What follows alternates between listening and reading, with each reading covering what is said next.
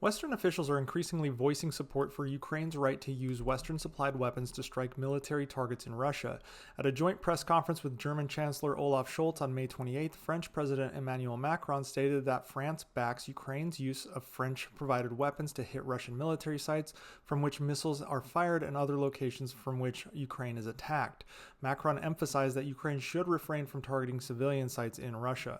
Chancellor Scholz echoed this sentiment, acknowledging Ukraine's right to defend itself under international law, provided that the use of Western supplied weapons complies with all those legal regulations.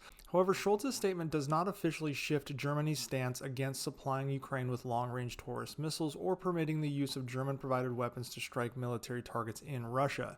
Other Western nations have also clarified their positions. Canadian Foreign Minister Melanie Joly declared on May 29th that Canada imposes no conditions on the use of arms supplied to Ukraine, allowing their use against military targets in Russia. Polish Deputy Defense Minister Cezary Tomczyk affirmed that Poland has no restrictions on Ukraine's use of Polish-supplied weapons for such purposes. Finnish Foreign Minister Elina Valtonen noted that Finland assumes its military assistance will be used in accordance with international law and has not set special restrictions. So far, 12 countries, including the UK, France, Sweden, Czech Republic, Poland, Finland, Estonia, Latvia, Lithuania, Denmark, the Netherlands, and Canada, have expressed varying levels of support for Ukraine's use of their weapons to strike military targets in Russia.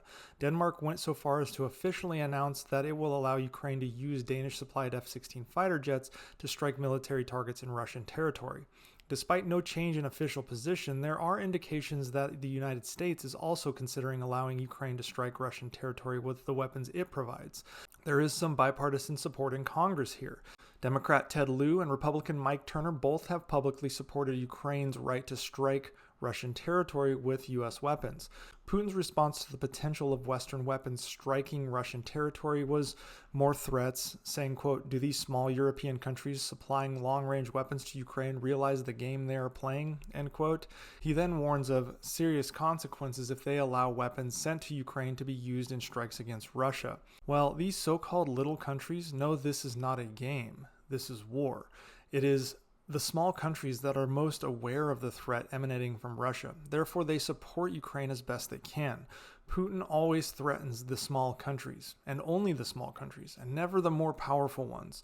Putin and Russia are actually afraid of the US, Britain, and France. That's why Putin always threatens the small countries and not those three. But unlike the 19th century, these small countries have banded together. From the Baltics through Poland and then west to Belgium, they know what is at stake.